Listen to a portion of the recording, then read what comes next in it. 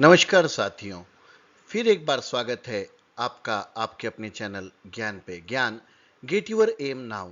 हमारे इस चैनल पे हम लोग सीसीएस सीसीए रूल्स के बारे में बात करते हैं, जो LDC, UDC, vice principal, principal, SO या कभी कोई भी जो सरकारी सेंट्रल गवर्नमेंट डिपार्टमेंट है जहाँ पे सीसीएस सीसीए रूल लागू पड़ते हैं, उनके लिए इम्पोर्टेंट है, यूजफुल है। तो अभी सभी साथी मेरे जानते हैं, हम लोग जीएफआर और एडवांसेस की एक सीरीज चला रहे हैं जिसमें 8 वीडियो कुल होने हैं। अभी तक 6 वीडियो पब्लिश हो चुके हैं। आज का ये हमारा उस कड़ी में का 7वां वीडियो है दोस्तों। और अगर हाँ दोस्तों, अभी तक आपने मेरे चैनल को सब्सक्राइब नहीं किया है तो इसको सब्सक्राइब कर लीजिए और साथ ही साथ दोस्तों शेयर करिएगा, लाइक करिएगा। हो सकता है आपके शेयर करने से, लाइक करने से आप में से किसी साथी का फायदा हो जाए। तो चलो दोस्तों शुरू करते हैं आज का हमारा पहला वीडियो। तो देखते हैं पहला सवाल। आज के इस वीडियो में हम लोग कुल 25 सवाल देखेंगे और वीडियो में अंत तक बने रहिएगा। हो सकता है एक सवाल भी आपको वाइस प्रिंसिपल या प्रिंसिपल की रेस से बाहर भी कर सकता है और साथ ही साथ रेस में भी ला सकता है। तो दोस्तों देखते हैं आज का हमारा पहला सवाल। When shall overtime allowance OTA claim stand forfeited. ये जो ओवरटाइम अलाउंस होता है, इसको कब फोरफिटेड मान लिया जाता है? मतलब ये नहीं देने का डिसाइड हो जाता। कब नहीं देने का डिसाइड होता? अगर आपने उसको कब सबमिट नहीं किया तो, या एक टाइम के बाद अगर सबमिट किया तो उसको नहीं मिलता, तो कब तक नहीं मिलता? तो दोस्तों इसका सही आंसर है, if you are not submitted within 60 days, 60 दिनों के भीतर अगर आपने आपका OTA claim, overtime allowance का क्लेम सबमिट नहीं किया तो वो फॉरफिटेड माना जाता है, मतलब वो क्लेम नहीं मिलता। चलिए अगला सवाल। An arrear claim of a government servant shall be settled by the DDO if preferred within how many days of its becoming due. अगर किसी को एरियर मिला है तो उसका क्लेम सेटल डीडीओ कितने दिनों के भीतर कर सकता है? अगर कोई ड्यू है तो 2 साल, 1 साल, 3 साल, 4 साल, कितने साल? तो दोस्तों ये 2 साल के भीतर उसको सेटल कर देना है। अगर किसी को एरियर मिलने वाला है या मिला है और वो देना बाकी है, ड्यू है, तो डीडीओ को 2 साल के अंदर सेटल कर देना ही होता है। हमारा अगला सवाल। Who can allow the arrear claim of a government servant kept in abeyance for a period exceeding 2 years। अगर किसी का अलाउंस का जो भी क्लेम है, एरियर का जो भी क्लेम है, अगर किसी को नहीं दिया गया है, कोई प्रॉब्लम हो गई थी, नहीं दे पाए, तो उसको अलाउ करने का अधिकार किसको है? एचओडी को है क्या? Appointing authority, both A and B, और नीदर ए एंड बी? तो दोस्तों इसका सही आंसर option number C, both A and B. Head of department भी कर सकता है और अपॉइंटिंग अथॉरिटी भी कर सकता है। नवोदय के इसमें हेड ऑफ द डिपार्टमेंट कौन होगा? हेड ऑफ द डिपार्टमेंट पूछ रहा हूं दोस्तों, कमेंट करके जरूर बताइएगा और वीडियो के अंत तक बने रहिएगा दोस्तों, आपका ही फायदा है। चलिए शुरू करते हैं अगला सवाल। Which rule of GFR deals with the time barred claim of government servant.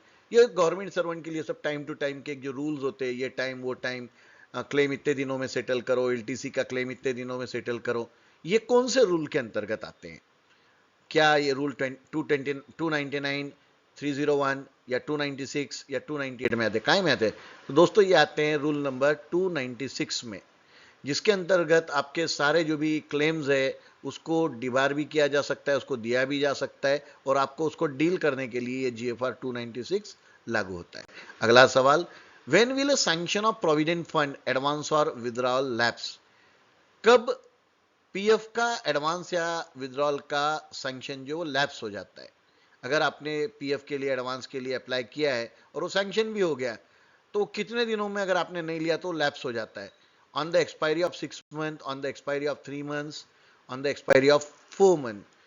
तो दोस्तों इसका सही आंसर है on the expiry of 3 month. अगर आपने पीएफ फ्रंट के लिए, पीएफ एडवांस के लिए एप्लीकेशन दिया था, सैंक्शन हो गया और आपने उस दौरान वो नहीं लिया, तो वो एक्सपायर हो सकता है 3 महीनों के बाद में।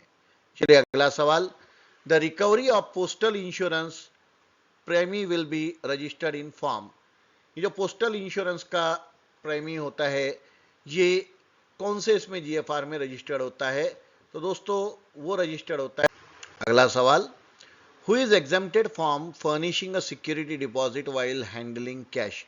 जब निम्नलिखित में से किसको कैश हैंडलिंग के वक्त सिक्योरिटी डिपॉजिट से एग्जाम किया, मतलब उसको सिक्योरिटी डिपॉजिट रखने की जरूरत नहीं है।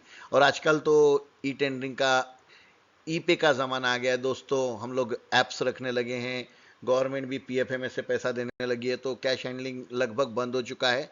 फिर भी कैश हैंडलिंग के वक्त डिपॉजिट रखने के लिए निम्नलिखित में से किसको एग्जम्प्ट किया है? मैं आपको कई बार बता चुका हूं, जहां पे ए बी सी तीनों ऑप्शन अगर सही लगते हो तो उसका सही जवाब होता है ऑल दी अबव। इस सवाल में भी दोस्तों सारे ही जवाब सही हैं, तो इसका करेक्ट आंसर है ऑल दी अबव। अगला सवाल, who will value the building and superstructure on land at the time of transfer from the department to another? जब हैंडिंग टेकिंग होता है, एक डिपार्टमेंट से दूसरे डिपार्टमेंट में लैंड को हैंडिंग टेकिंग किया जाता है, तो उसके बिल्डिंग की जो भी वैल्यू है, सुपरस्ट्रक्चर की जो भी वैल्यू है, वो कौन डिसाइड करता है? HOD, central public work department, financial adviser of the department, या लीगल डिपार्टमेंट? सीपीडब्ल्यूडी जो होता है वो करता है। हाँ दोस्तों, सीपीडब्ल्यूडी को ही उसकी लैंड की बिल्डिंग की जो भी एस्टिमेटेड वैल्यू है वो निकालने का अधिकार है, वो दिया जाता है। हमारा अगला सवाल, who is competent to sanction permanent advance on or imprest for meeting day to day contingent and emergent expenditure? Competent to sanction permanent advance, किसी को परमानेंट एडवांस सैंक्शन करने का या उसको दैनंदिन जो भी रोजमर्रा की जरूरत है उसको पूरा करने के लिए जो एक्सपेंडिचर है वो सैंक्शन करने का अधिकार किसको है? क्या वो डीडीओ को है या चीफ अकाउंट ऑफिसर को है? तो वो दोस्तों अधिकार है हेड ऑफ द डिपार्टमेंट को। दैनंदिन जो भी उसको रोजमर्रा की जो भी खर्चे हैं उसको सैंक्शन करने का अधिकार हेड ऑफ द डिपार्टमेंट को है। अगला सवाल, the procedure for grant of permanent advance or imprest to a government servant is available in? जो ग्रांट परमानेंट एडवांस या इम्प्रेस जो भी गवर्नमेंट सर्वेंट को दी जाती है उसकी प्रोसेस काय में अवेलेबल? कैम में है, डीएफपीआर में, जीएफआर में, या आरएनपी में? तो दोस्तों वो कैम में है। ये कैम का लॉन्ग फॉर्म क्या है ये मुझे कमेंट बॉक्स में कमेंट करके जरूर बताइएगा दोस्तों। चलिए अगला सवाल, what is the maximum amount of advance that can be sanction by ministry और department to a government pleader in connection with the law suits to which government is a party? अगर किस केस में government अगर party है और pleader को ज्यादा से ज्यादा कितना एडवांस दिया जा सकता है? तो दोस्तों वो एडवांस दिया जा सकता है ज्यादा से ज्यादा 25,000। अगर किसी गवर्नमेंट एम्प्लॉय ने गवर्नमेंट पे केस कर रखा है और जिसमें सेकंड पार्टी गवर्नमेंट है, तो ऐसे स्थिति में उस प्लीडर को, उस केस करने वाले को 25,000 तक का एडवांस मैक्सिमम दिया जा सकता है।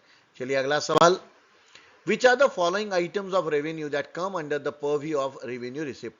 निम्नलिखित में से रेवेन्यू रिसिप्ट में कौन कौन सी बातें आती है? तो दोस्तों मैंने आपको बार बार बताया है, जहां पे एक से दो ऑप्शन आपको अगर ज्यादा करेक्ट लग रहे हो तो उसका सही जवाब होता है ऑल ऑफ द अबव। इसमें भी वही होगा, all the above are the correct answer.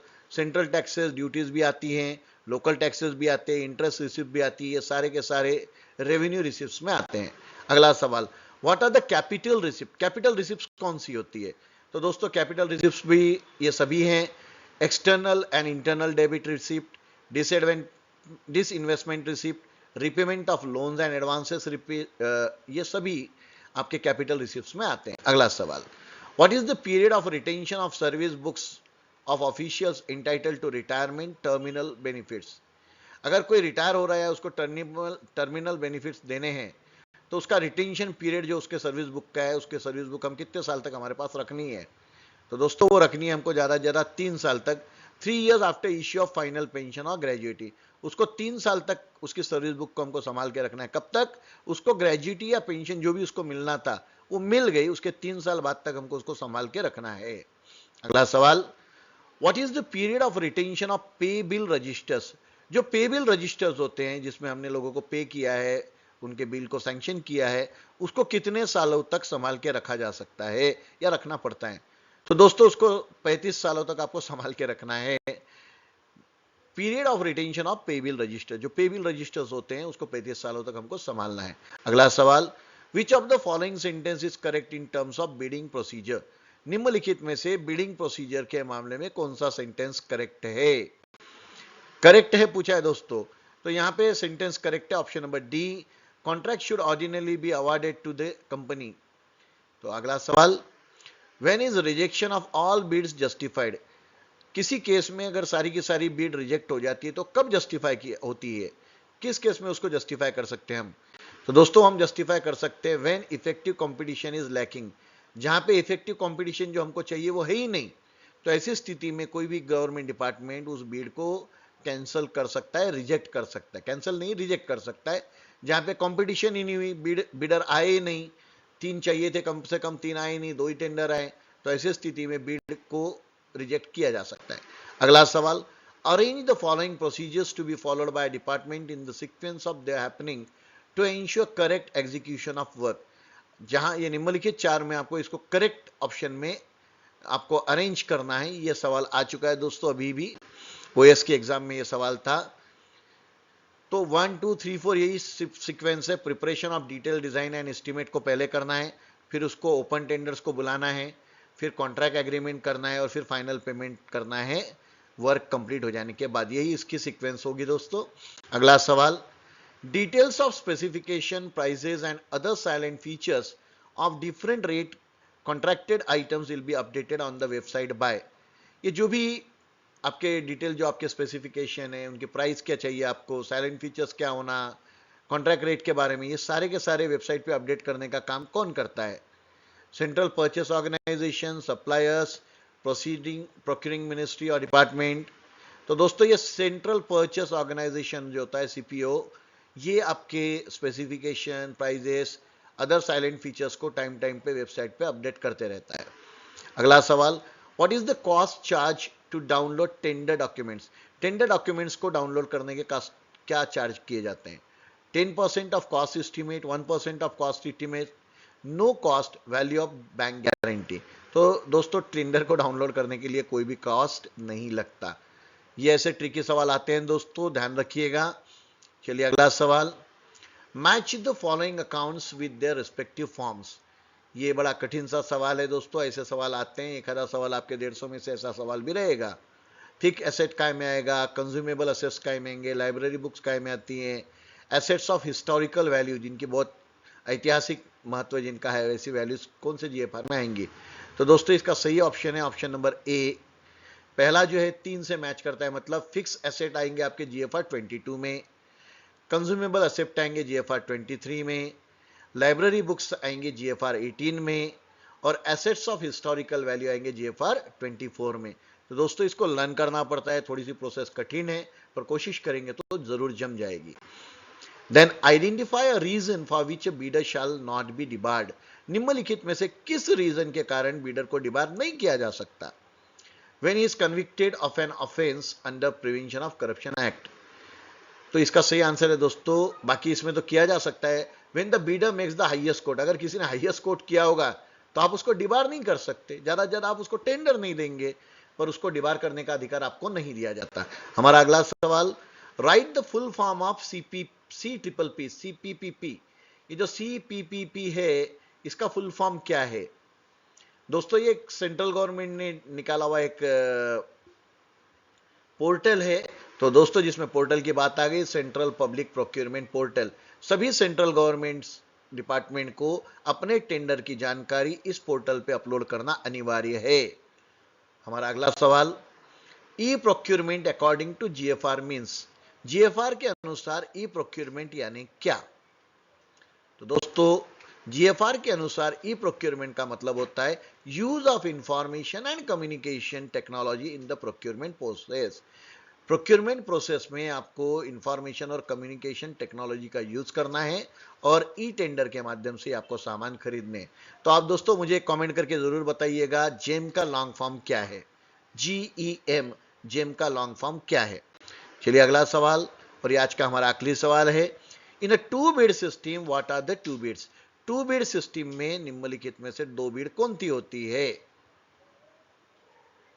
Technical bid, financial bid, dynamic bid या ऑनलाइन बिड? तो दोस्तों इसका सही आंसर है टेक्निकल बिड और साथ ही साथ फाइनेंशियल बिड। ये दो जो है, पहला और तीसरा ऑप्शन, टेक्निकल बिड और फाइनेंशियल बिड, ये बिड 2 तरह की बिड होती है 2 बिड सिस्टम में। हमारा ये आज के वीडियो में इतने ही सवाल है दोस्तों, थैंक यू। अगर अभी तक आपने मेरे चैनल को सब्सक्राइब नहीं किया है तो इसको जरूर सब्सक्राइब करिए, शेयर करिए और साथ ही साथ ये बेल आइकन को प्रेस कर दीजिए दोस्तों, ताकि मेरे आने वाले सभी वीडियो के नोटिफिकेशन आपको समय से मिलते रहें। और साथ पढ़ेंगे साथ बढ़ेंगे। चलिए दोस्तों, शुभ रात्रि।